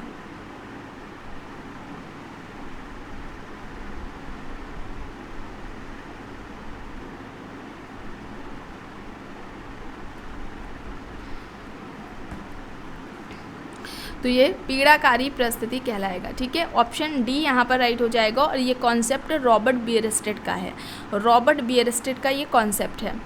नेक्स्ट है, शोध करते समय सही अनुक्रम क्या है? समस्या का निर्धारण पहले करेंगे, आंकड़ा संग्रह, परिकल्पना, आंकड़ों का विश्लेषण, या फिर आंकड़ों का संकलन, परिकल्पना, फिर समस्या का निर्धारण करेंगे, फिर आंकड़ों का विश्लेषण करेंगे, या फिर समस्या का निर्धारण, परिकल्पना, आंकड़ों का संकलन, फिर आंकड़ों का विश्लेषण, या फिर परिकल्पना, फिर आंकड़ों का विश्लेषण करेंगे, समस्या का निर्धारण फिर करेंगे, या फिर आंकड़ों का संकलन। तो बताइए क्या है स्टेप रिसर्च का, सही रिसर्च का, सामाजिक अनुसंधान या सामाजिक शोध का सही चरण क्या होता है?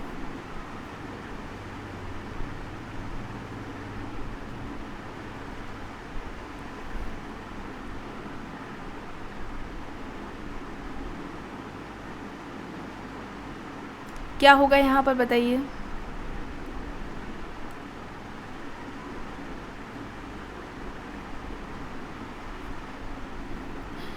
क्या हो जाएगा? ऑप्शन सी होगा, ठीक है। पहले हम लोग समस्या का निर्धारण करेंगे, समस्या का चुनाव करेंगे, किस पर हमें रिसर्च करना है, हाइपोथेसिस बनाएंगे, आंकड़ों का संकलन करेंगे, है ना। आंकड़ों का क्या करेंगे? संकलन करेंगे, इकट्ठा करेंगे और फिर उसका क्लासिफिकेशन करेंगे। तो ऑप्शन सी यहाँ पर क्या होगा? राइट होगा। नेक्स्ट है, इनमें से किस विवाह के स्वरूप को राजी खुशी विवाह कहा जाता है? हरण विवाह, सहपलायन विवाह, हठ विवाह या फिर विनिमय विवाह? राजी खुशी विवाह इनमें से किस विवाह को कहा जाता है?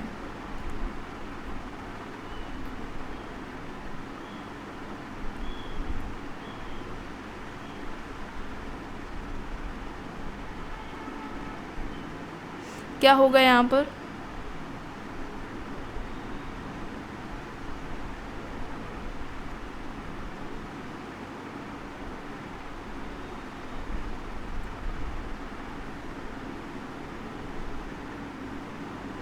तो यहाँ पर राइट आंसर क्या होगा?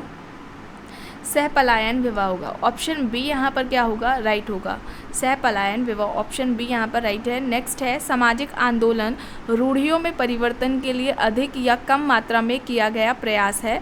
यह तर्क है।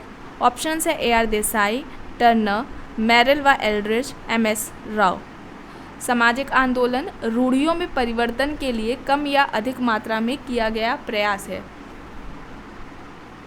रूढ़ियों में परिवर्तन के लिए अधिक या कम मात्रा में जो प्रयास किया जाता है उसको ही सामाजिक आंदोलन इनमें से किसके द्वारा कहा गया है?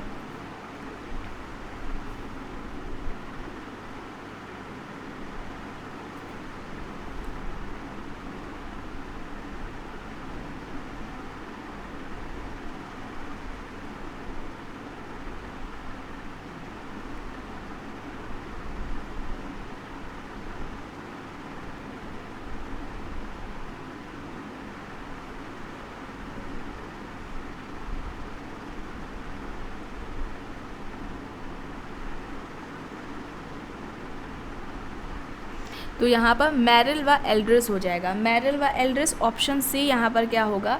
राइट आंसर हो जाएगा। ठीक है। और एंथनी जो गिडिंग्स हैं, ठीक है, गिडिंग्स हैं, इनका इनकी डेफिनेशन है, इन्होंने सोशल मूवमेंट के बारे में कैसे बताया है, क्या रहे हैं इनके विचार। तो इनका कहना है कि व्यक्तियों का एक सामूहिक प्रयास है, ठीक है, किसी परंपरागत व्यवस्था को बदलने के लिए जो व्यक्ति सामूहिक तौर पर जो प्रयास करते हैं। और चूँकि इसे ऐसे समझते हैं कि व्यक्ति हैं, व्यक्तियों का सामूहिक प्रयास है और उनका कुछ निश्चित उद्देश्य है, और ये जो उद्देश्य है इसको ये जो पूरा करते हैं तो वो समाज में जो हमारे नियम पाए जाते हैं उनके अनुरूप उनको फॉलो करके उन उद्देश्यों को प्राप्त नहीं करते हैं, बल्कि वे अपने तरीके से उद्देश्यों को प्राप्त करने का प्रयास करते हैं। और जो इनका उद्देश्य होता है, जो सिस्टम है, ट्रेडिशनली सिस्टम या परंपरागत हम व्यवस्था कह लें, उसको बदलने का वो प्रयास करते हैं। तो परंपरागत व्यवस्था को बदलने की बात करते हो वो भी अपने तरीके से, ठीक है। तो ये गिडिंग्स ने कही है, परंपरागत व्यवस्था को व्यक्ति सामूहिक तौर पर बदलने का प्रयास करता हो वो भी अपने तरीक़ों से। तो इस तरीके से याद रखिएगा, गिडिंग्स का कहना है। और जो रूढ़ियाँ होती हैं उनमें कम या अधिक मात्रा में जो प्रयास किया जाता है उसको ही क्या कहा है? सोशल मूवमेंट कहा है मैरिल एल्ड्रिच ने। तो ऑप्शन सी यहाँ पर राइट होगा। नेक्स्ट है सामाजिक आंदोलन से संबंधित पुनर्निर्माण सिद्धांत किसने दिया है? Wallace, Stouffer, Karl Marx, Herbert Blumer. सामाजिक आंदोलन से संबंधित है पुनर्निर्माण का सिद्धांत। Wallace, Stouffer, Karl Marx, Herbert Blumer options है।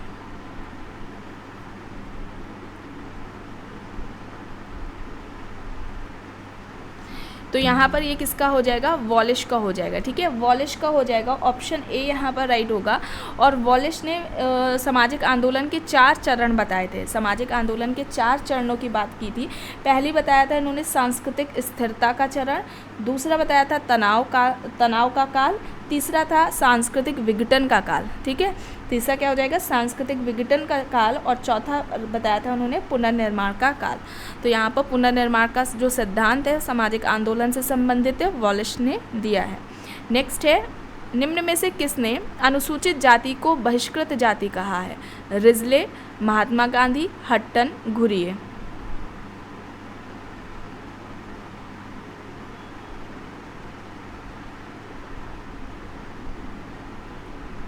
Risley, Mahatma Gandhi, Hutton, Ghurye options हैं।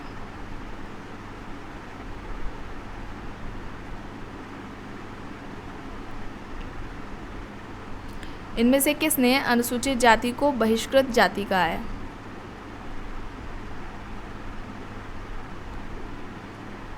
हट्टन ने। ऑप्शन सी यहाँ पर क्या होगा? राइट होगा।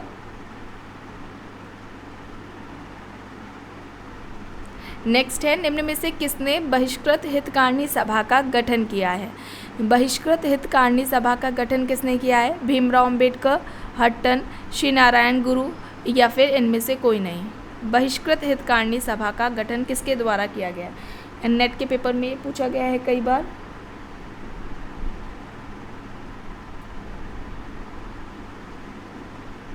तो यहाँ पर क्या हो जाएगा?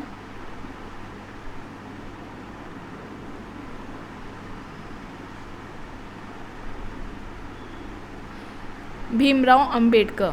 ऑप्शन ए यहाँ पर क्या होगा? राइट होगा। नेक्स्ट है ट्राइब कास्ट एंड नेशन। अब ये बुक किसकी है? Tribe caste and nation book किसकी है? आंद्रे बेते, एफ.जी. बेली, वेरियर एल्विन, के.एस. Singh. Tribe caste and nation.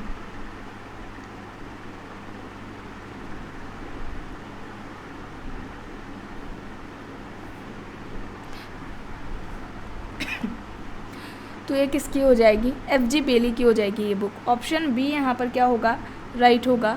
Next है द शेड्यूल कास्ट। अब ये बुक किसकी है? Bhimrao Ambedkar, GS. Ghurye, KS. Singh, Andre बेते options हैं। द शेड्यूल कास्ट इम्पॉर्टेंट है बुक। किसकी हो जाएगी ये बुक?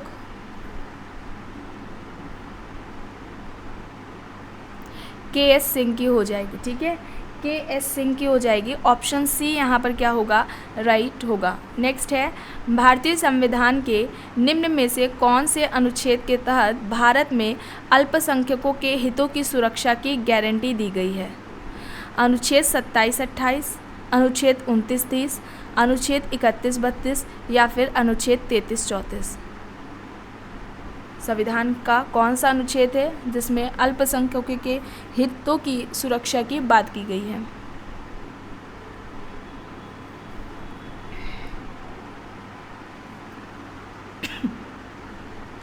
तो यहाँ पर क्या हो जाएगा? 29, 30, 29 और 30। ठीक है, अनुच्छेद 29 और 30 में ऑप्शन बी यहाँ पर राइट है। नेक्स्ट है यह किसने कहा है कि धार्मिक विश्वासों का आर्थिक विकास पर महत्वपूर्ण प्रभाव पड़ता है? धार्मिक विश्वासों का आर्थिक विकास पर महत्वपूर्ण प्रभाव पड़ता है, ये किसका कहना है? Karl Marx, Max Weber, Auguste Comte, Morgan. क्या होगा यहाँ पर?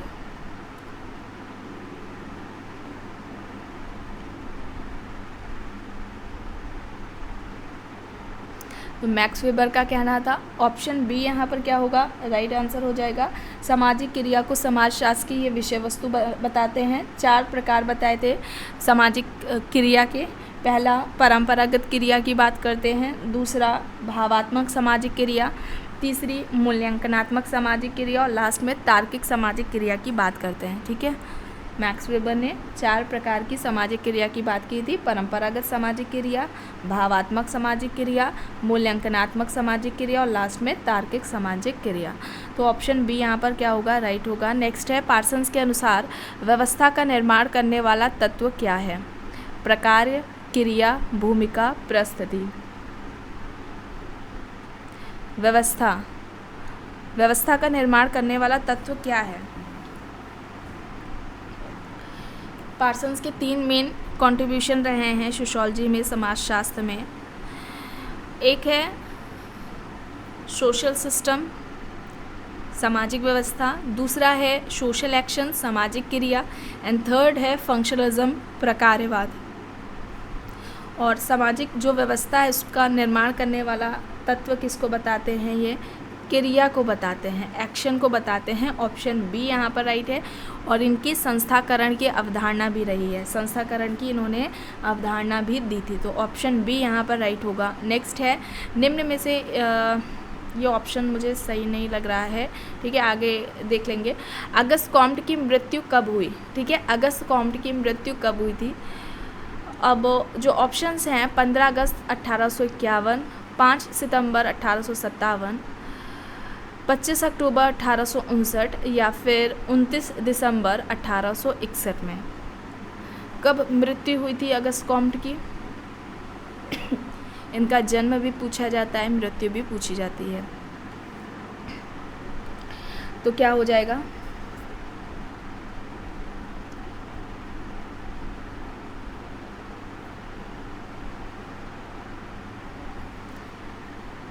5 सितंबर 1857 में। ऑप्शन बी यहाँ पर क्या होगा? राइट होगा। समाजशास्त्र के जनक हैं।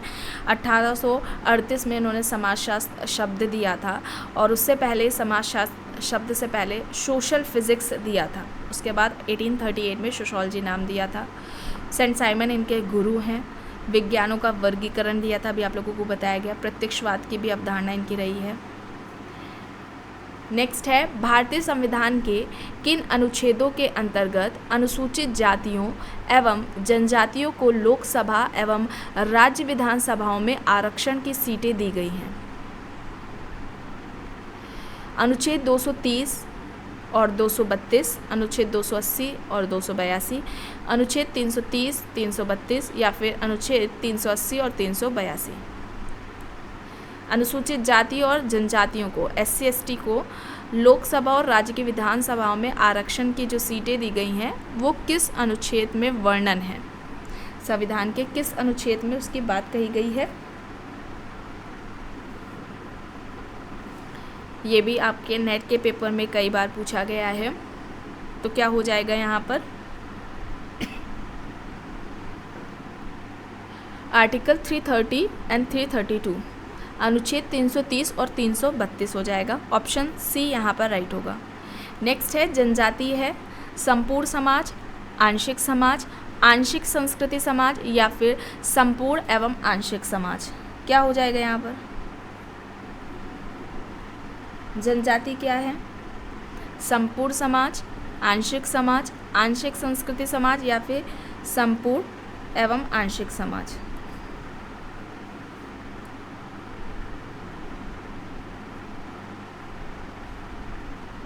तो ये संपूर्ण समाज है। ऑप्शन बी यहाँ पर क्या है? ऑप्शन ए यहाँ पर राइट है। ठीक है, ऑप्शन ए संपूर्ण समाज यहाँ पर राइट हो जाएगा। ठीक है, और इसकी अगर हम जनजाति समाजों की विशेषताओं के बारे में बात करें तो इनका एक निश्चित क्षेत्र होता है, निश्चित क्षेत्र में ये रहती हैं, पाई जाती हैं, समान भाषा होती है, समान संस्कृति देखने को मिलती है, एक विशिष्ट नाम होता है।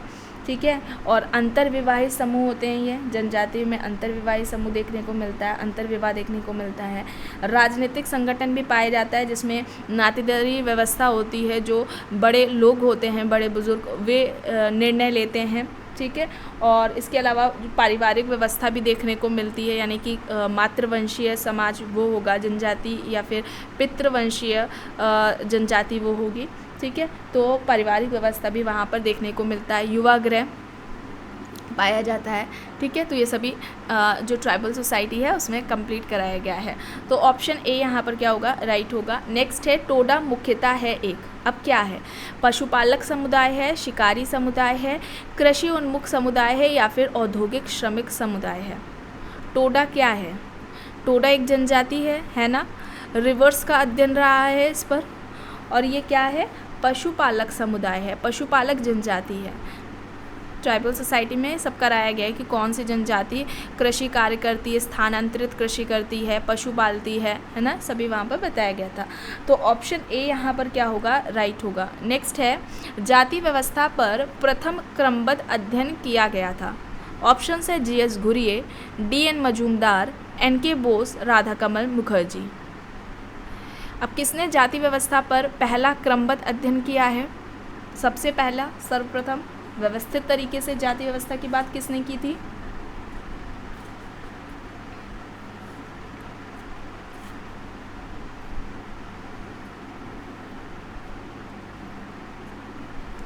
तो किसने की थी? GS घुरिये ने की थी। कास्ट, क्लास एंड ऑक्यूपेशन जो कि इनकी बुक है उसमें की थी, और 6 विशेषताएं बताई थी जाति व्यवस्था की। समाज का खंडात्मक विभाजन, संस्तरण, भोजन व सामाजिक सहवास पर प्रतिबंध। ठीक है, पहला क्या हो जाएगा? समाज का खंडात्मक विभाजन, दूसरा संस्तरण, तीसरा भोजन या सामाजिक व्यवस्था पर प्रतिबंध, भोजन या सामाजिक सहवास पर प्रतिबंध, चौथा हो जाएगा विभिन्न जातियों के बीच में जो सामाजिक और धार्मिक निर्योग्यताएँ होती हैं वो, पेशों का अप्रतिबंधित चुनाव है, ध्यान दीजिएगा। ठीक है, पेशों का प्रतिबंधित चुनाव कई बार ऑप्शंस में होता है, तो पेशों का अप्रतिबंधित चुनाव का अभाव और विवाह संबंधी जो प्रतिबंध होते हैं उसकी बात की थी कास्ट, क्लास एंड ऑक्यूपेशन जो कि इनकी बुक थी उसमें। ठीक है, तो यहाँ पर क्या हो जाएगा, ऑप्शन ए यहाँ पर क्या होगा, राइट आंसर होगा। नेक्स्ट है गतिशीलता प्रत्येक समाज की सामाजिक स्त्रीकरण की व्यवस्था से जुड़ी होती है, विचारक इंगित कीजिए। किनका विचार है, मार्क्स, ग्लॉस, श्रीनिवास, सोरोकिन। गतिशीलता हर समाज की सामाजिक स्त्रीकरण की व्यवस्था से जुड़ी होती है। सोशल स्ट्रैटिफिकेशन, इस टॉपिक को भी कंप्लीट कराया जा चुका है। मोबिलिटी यानी सोशल मोबिलिटी, इसको भी कंप्लीट कराया जा चुका है। किसका कहना है ये क्या होगा बताइए।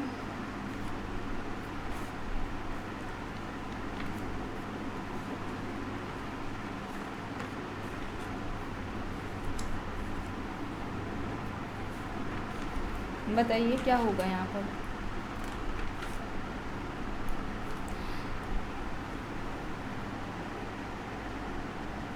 सोरोकिन होगा, ऑप्शन डी यहाँ पर राइट होगा। सोरोकिन ने सबसे पहले सामाजिक गतिशीलता की बात की थी अपने बुक सोशल मोबिलिटी में। इन्होंने सामाजिक गतिशीलता की बात की थी और ये बुक आती है सोशल मोबिलिटी 1927 में। 1927 में ये बुक आती है 1927 में। ठीक है, सोशल मोबिलिटी आती है और इनका क्या कहना था सामाजिक गतिशीलता के बारे में। क्या कहते हैं कि मानव निर्मित कोई वस्तु है या मानव निर्मित कोई वस्तु या मानव द्वारा परिवर्तित किसी वस्तु में या किसी समूह में या कोई मूल्य है, उसमें एक समय से दूसरे समय में जो परिवर्तन देखने को मिलता है वो ही सामाजिक गतिशीलता कहलाती है। ठीक है, और क्षैतिज या समस्तरीय गतिशीलता, रैखिक और उद्रक गतिशीलता की भी बात की थी। क्षैतिज या समस्तरीय सामाजिक गतिशीलता में जिसे कि हॉरिजॉन्टल सोशल मोबिलिटी कहा जाता है, इसमें परिवर्तन केवल स्थान का होता है, जगह का परिवर्तन होता है, व्यक्ति के पद उसके स्टेटस का परिवर्तन नहीं होता। इसे आपको बताया गया था एग्जाम्पल के साथ कि एक फैक्ट्री में श्रमिक है, वो काम कर रहा है, तो एक फैक्ट्री है यानी कि गाँव की फैक्ट्री से हट करके शहर की फैक्ट्री में काम कर रहा है, तो यानी कि जो उसके पोस्ट है, जो श्रमिक है ना, वो वही है सेम, लेकिन जो परिवर्तन हो रहा है वो स्थान का हो रहा है। और जो दूसरा उन्होंने टाइप बताया था गतिशीलता का, वो उद्रक या रैखिक सामाजिक गतिशीलता है, जिसे वर्टिकल सोशल मोबिलिटी कहा जाता है। और इसमें सोरोकिन का कहना था कि ज़रूरी नहीं है कि स्थान का परिवर्तन हो, लेकिन व्यक्ति का पद जो स्टेटस होता है उसमें ज़रूर परिवर्तन होता है। और ये जो परिवर्तन होता है वो सोशल स्ट्रक्चर को प्रभावित करता है, यानी कि जो रैखिक या उद्रक गतिशीलता है, इससे परिवर्तन जो हो रहा है वो सामाजिक संरचना को प्रभावित करता है। इसमें होने वाला परिवर्तन सामाजिक संरचना को प्रभावित करता है। तो इसमें परिवर्तन स्थान का हो ज़रूरी नहीं है, लेकिन व्यक्ति के पद का परिवर्तन ज़रूर होता है। जैसे कि कोई टीचर है, फिर आगे जाकर वो IAS ऑफिसर बन जा रहा है ना, तो यहाँ पर ऑप्शन डी राइट होगा। नेक्स्ट है आवास नियम, जो नवविवाहितों को वर अथवा वधू में से किसी के भी माता पिता के साथ रहने का विकल्प उपलब्ध कराता है, ऐसा वो क्या कहलाएगा इसमें से, मातुल्य, नवस्थानिक, द्विस्थानिक या फिर पितृस्थानिक। जिनकी नई नई शादी हुई है, वर वधू, लड़का और जो लड़की है, वो अपने माता पिता के साथ किसी के भी, मतलब कि या तो लड़के के या लड़के के फैमिली में से किसी के भी साथ रहने का जो ऑप्शन होता है, तो उसे हम क्या कहेंगे, क्या होगा वो,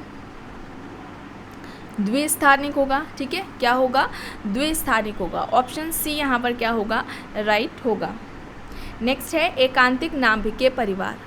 एकांतिक नाभिकीय परिवार का भी ये अब जो अवधारणा है वो किसकी रही है, Goode, A.D. Ross, Talcott Parsons, I.P. Desai options हैं। एकांतिक नाभिकीय परिवार, तो ये किसका हो जाएगा, पार्सन्स का हो जाएगा। ठीक है, पार्सन्स का हो जाएगा। ऑप्शन सी यहाँ पर क्या होगा, राइट आंसर हो जाएगा। ठीक है, पार्सन्स का ये कॉन्सेप्ट है, इन्होंने ये दिया था अवधारणा, और ये आधुनिक औद्योगिक समाजों में ऐसा परिवार की बात की थी कि ऐसा परिवार पाया जाता है, आइसोलेटेड न्यूक्लियर फैमिली जिसे बोला जाता है। ठीक है, और इन्होंने परिवार को फैक्ट्री कहा था जो मानवीय व्यक्तित्व को उत्पादित करता है। ये पार्सन्स का स्टेटमेंट है, पूछा जाता है अक्सर, परिवार को फैक्ट्री कहते हैं जो मानवीय व्यक्तित्व को उत्पन्न करती है। तो ये पार्सन्स का है, ऑप्शन सी यहाँ पर राइट है। नेक्स्ट है, सामाजिक स्त्रीकरण का 3 व्यवस्था का सिद्धांत किसने दिया है? Max Weber, Kingsley Davis, Karl Marx, Warner. सामाजिक स्त्रीकरण का 3 व्यवस्था का सिद्धांत क्या होगा यहाँ पर? राइट आंसर क्या होगा? Max weber. ठीक है, मैक्स वेबर होगा, ऑप्शन ए यहाँ पर राइट होगा।